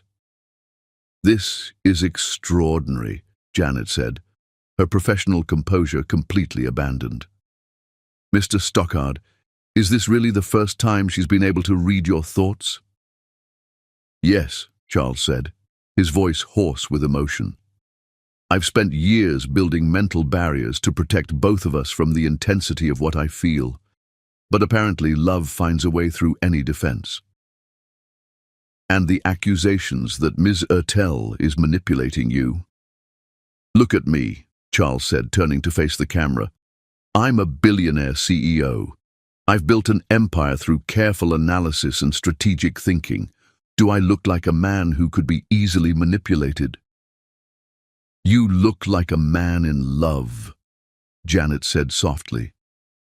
I am a man in love, Charles confirmed. I've been in love with Tasha for 3 years, and I'll be in love with her for the rest of my life. Anyone who tries to use that against me will discover that there's nothing more dangerous than a man protecting the woman he loves. The interview continued for another 20 minutes, with Tasha demonstrating her abilities on various crew members while Charles told the story of their decade-long connection. By the end, even the most skeptical viewers would have to admit that something extraordinary was happening. But as they left the studio, Tasha felt a chill that had nothing to do with the evening air. Something's wrong, she said, pressing her hand to her temple. I can sense danger, anger. Someone is planning something terrible. Riggs, Charles said grimly. He's probably furious that we managed to turn public opinion in our favor. Charles, I think... Her words were cut off as the world exploded around them. The car bomb had been planted by professionals, timed to detonate just as they reached the vehicle. The blast threw them both to the ground, Charles's body shielding hers as debris rained down around them. Tasha! Charles's voice was desperate, and she could feel blood on her face, taste it in her mouth. Stay with me. I'm okay, she managed, though her head was spinning and her vision was blurred. Are you hurt? I'm fine, he said, but she could see the gash on his forehead, the way he was favoring his left arm. We need to get out of here, now. As sirens wailed in the distance and chaos erupted around them, Tasha realized that the interview had been a trap. Riggs and Ottilie had wanted them in a public place, vulnerable and exposed. They'd turned their moment of triumph into an assassination attempt. This isn't over, she said, gripping Charles's hand as paramedics rushed toward them. They're going to keep coming until they destroy us. Then we'll be ready for them, Charles said, his voice hard with determination. But first, we survive this. Together. As they were loaded into the ambulance, Tasha caught a glimpse of Riggs Ashworth in the crowd of onlookers. He was smiling, and his thoughts were crystal clear even through her pain. Phase 1 complete. Phase 2 begins now. The war for their love had just become a fight for their lives, and their enemies were more dangerous than they'd ever imagined. But they'd survived the first attack, and their love was stronger than ever. Whatever came next, they would face it together. The woman who could read minds and the man who had loved her from the shadows were about to discover that some loves are worth dying for, and some are worth killing for. Chapter 9. Fighting for Forever. The hospital room was becoming all too familiar, but this time Charles refused to leave Tasha's side even for a moment. She'd been unconscious for 3 days since the car bomb explosion, her brain struggling to process the trauma on top of her existing telepathic abilities. The doctors said the combination of physical injury and mental strain had sent her into a protective coma. Her neural activity is unlike anything we've documented, Dr. Blackthorne explained, studying the monitors. The telepathic pathways are in overdrive, as if her mind is trying to process every thought in the city at once. Charles gripped her hand tighter, his own injuries forgotten. The gash on his forehead had been stitched, his broken ribs were healing, but none of that mattered. All that mattered was the woman lying motionless in the hospital bed, her face pale against the white pillows. "Can you reach her?" he asked desperately. "Through your connection?" "I've been trying for hours," Dr. Blackthorne said, "but her mind is locked down completely. She's protecting herself from telepathic overload." Charles leaned closer to the bed, his voice barely a whisper. "Tasha, I need you to come back to me. I know the world is too loud, too chaotic, but I'm here. Find my voice in the darkness and follow it home." The monitors continued their steady beeping, but there was no response. "Do you remember what you told me about Sanctuary?" Charles continued, his voice growing stronger. "You said my mind was like shelter in a storm. Well, I'm here, and I'm not going anywhere. Let me be your shelter now." Still nothing. "I have something to tell you," he said, reaching into his jacket pocket. "Something I've been carrying around for weeks, waiting for the right moment. But I realize now that there's no perfect moment. There's only now, and the love we share." He pulled out a small velvet box, his hand steady despite the gravity of the situation. The diamond ring caught the hospital lights, throwing tiny rainbows across the ceiling. "I love you, Tasha Ertel," he said, his voice filled with quiet determination. "I've loved you for 3 years, and I want to love you for the rest of my life. I want to marry you, build a life with you, protect you from everyone who wants to hurt you. But I need you to wake up first. I need you to fight whatever battle you're fighting in there and come back to me." As he placed the ring on her finger, something miraculous happened. The chaotic readings on her monitors began to slow, the frantic neural activity settling into more normal patterns. Color returned to her cheeks and her breathing deepened. Slowly, Tasha's eyes fluttered open. "Charles?" Her voice was barely audible, but it was the most beautiful sound he'd ever heard. "I'm here," he said, bringing her hand to his lips. "I'm right here." "I could hear you," she whispered. "In the chaos, through all the noise, I could hear your voice calling me back. You were my anchor in the storm." "How do you feel?" "Like I've been through hell and back," she said, managing a weak smile. "But the voices, they're different now. Quieter, more manageable. Like my mind finally learned how to build proper walls." Dr. Blackthorne rushed in, alerted by the change in her vital signs. "Tasha, welcome back. How are you feeling? Any disorientation? Pain?" "I'm okay," she said, though her voice was still weak. "Better than okay, actually. Something's changed. The telepathy is still there, but it's controlled now, like my brain finally figured out how to regulate the input. The trauma may have actually helped your mind develop better coping mechanisms," Dr. Blackthorne said, amazed. "It's as if your consciousness learned to create natural barriers during the coma. Or maybe," Charles said softly, "love finally found a way to protect you." Tasha looked down at her hand and gasped when she saw the ring. "Charles, is this a proposal?" he said, his voice filled with hope and vulnerability. "I know the timing isn't perfect. I know we're in the middle of a crisis, but I can't wait anymore. I need you to know that whatever happens, I want to spend the rest of my life with you." "Yes," she whispered, tears streaming down her face. "Yes, of course, yes." He kissed her then, gentle and reverent, and she felt the last of her mental barriers settle into place. The world was still full of thoughts and voices, but now they were background noise instead of overwhelming chaos. "I love you," she said against his lips. "I love you so much." "I love you too," he replied, "and I'm going to spend the rest of my life proving it to you. And I'm going to protect you from everyone who wants to hurt you." "We're going to protect each other," she corrected.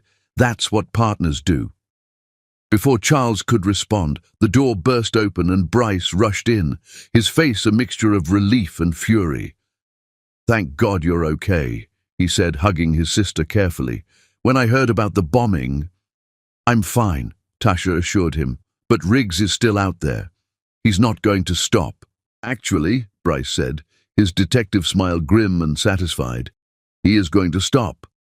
We arrested him 3 hours ago at a private airfield trying to flee the country."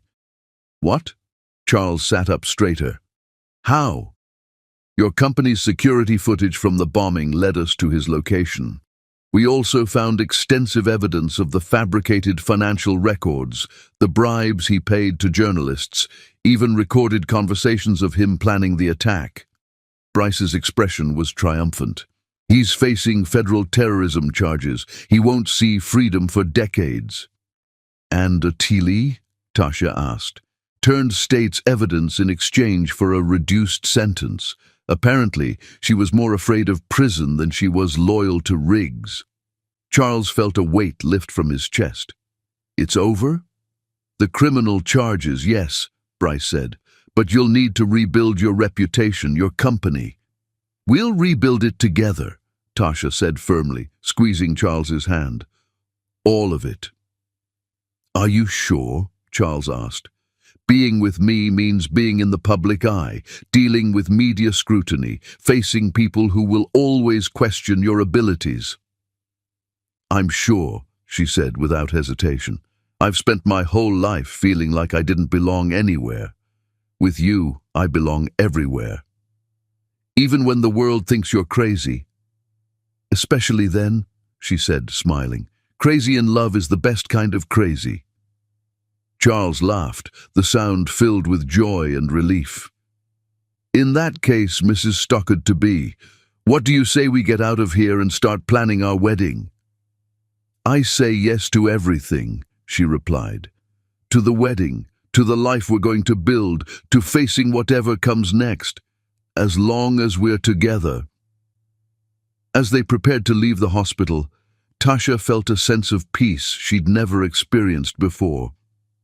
Her abilities were still there, but they were manageable now. The love she shared with Charles had given her the strength to master them instead of being mastered by them. "One more thing," Charles said as they walked toward the exit.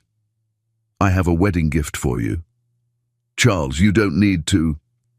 "I bought the gallery," he said simply. "The one where I first saw you 10 years ago.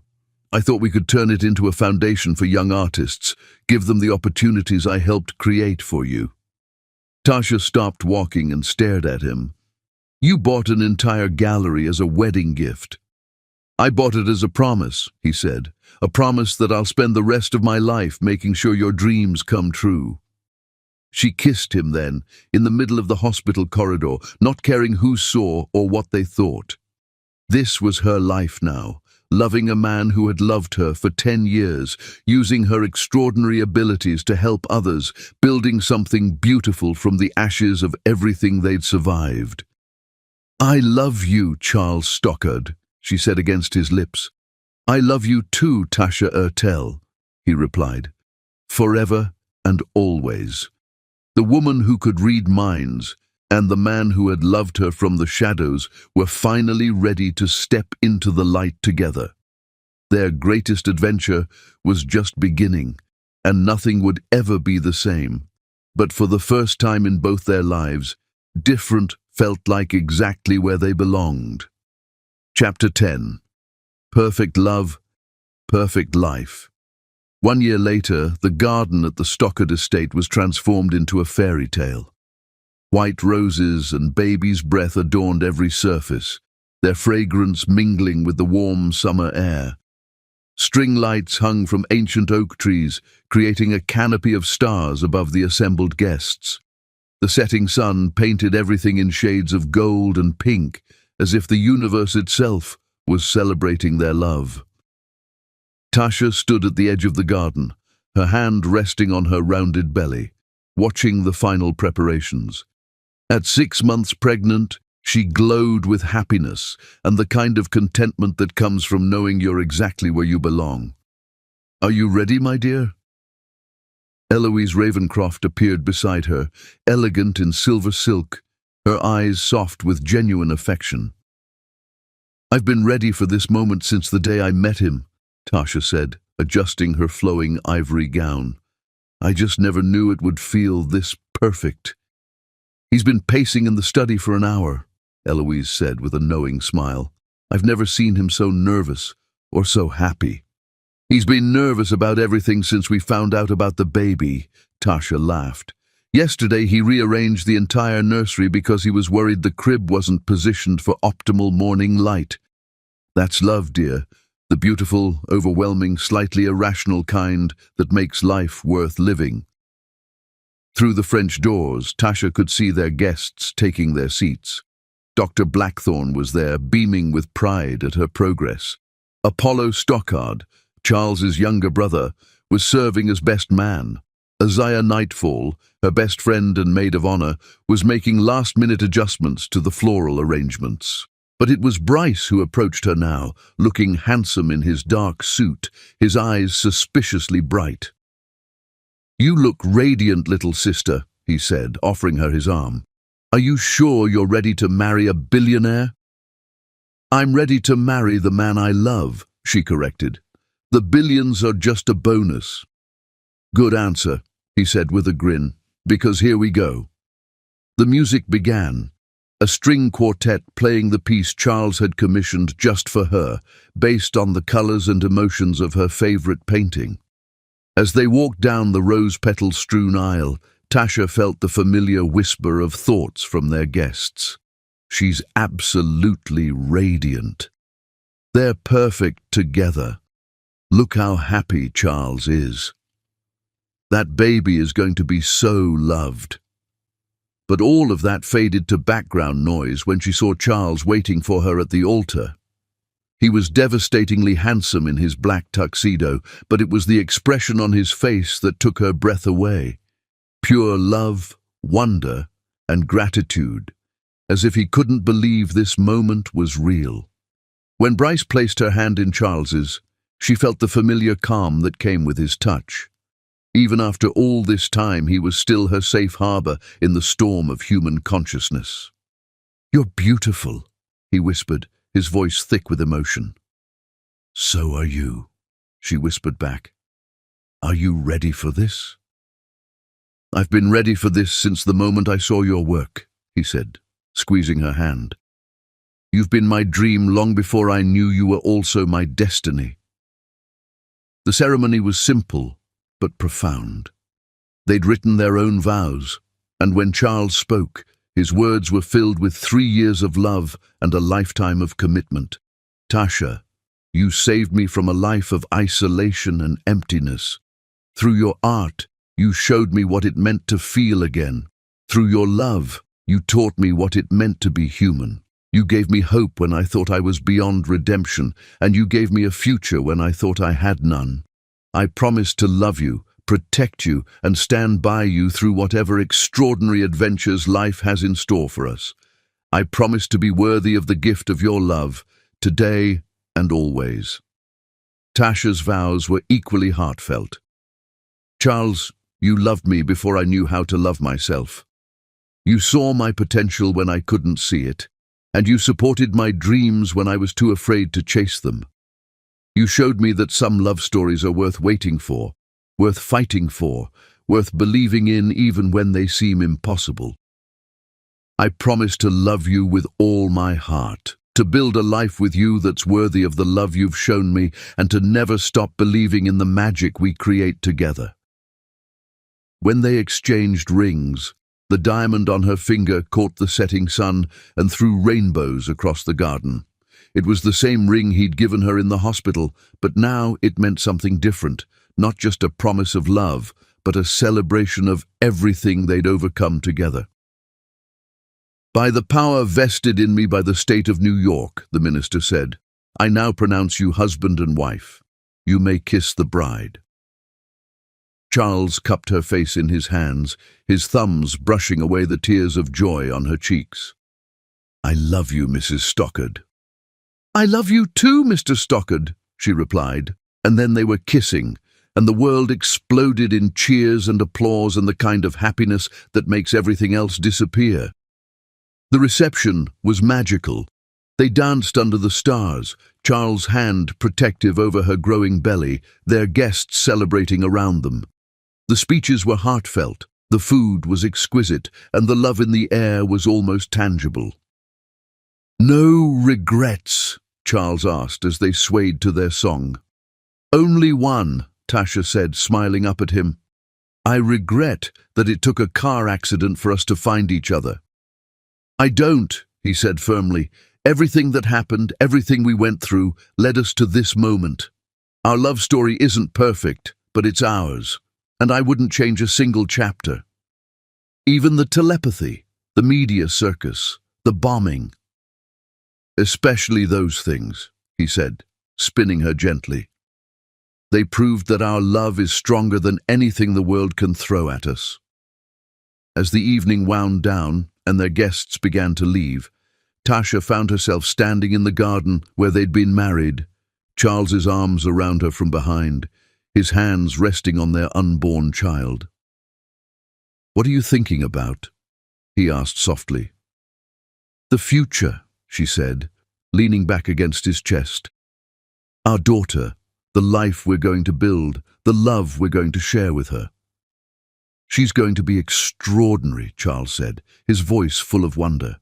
"With your artistic soul and my determination, she'll be unstoppable." "She's going to be loved," Tasha corrected. "Completely, unconditionally, perfectly loved. That's all that matters." "Celeste Aurora Stockard," Charles said, trying out the name they'd chosen. "Our little star." "She's going to be perfect," Tasha agreed. "Just like this moment. Just like this life we've built together." 3 months later, at 3:47 a.m. on a snowy December morning, Celeste Aurora Stockard entered the world with a cry that sounded like music and eyes that seemed to hold ancient wisdom. Tasha held her daughter for the first time, overwhelmed by the tsunami of love that crashed through her heart. Charles sat beside them on the hospital bed, his face wet with tears of joy, his finger gently stroking their daughter's tiny hand. "She's perfect," he whispered, his voice filled with awe. "Absolutely perfect." "She's ours," Tasha said, marveling at this beautiful creature they'd created together. "Our little miracle." "Our greatest masterpiece," Charles agreed, and in that moment, surrounded by the golden light of dawn and the profound peace of new love, their story reached its perfect conclusion.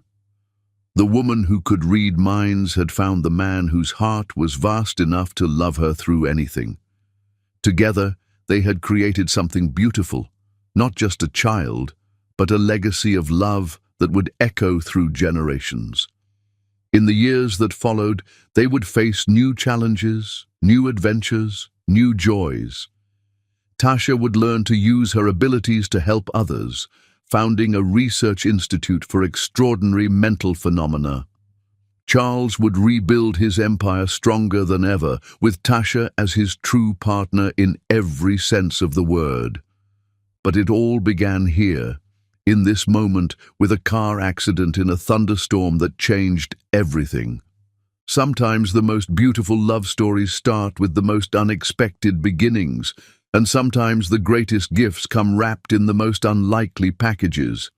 Love had found a way, as it always does, to transform tragedy into triumph, loneliness into connection, and two broken hearts into one perfect whole. The woman who could read minds and the man who had loved her through her art were finally, truly, completely home. And their story, Their beautiful, complicated, perfectly imperfect love story would be told for generations to come, a reminder that some loves are strong enough to survive anything, overcome everything, and create miracles that last forever. The end.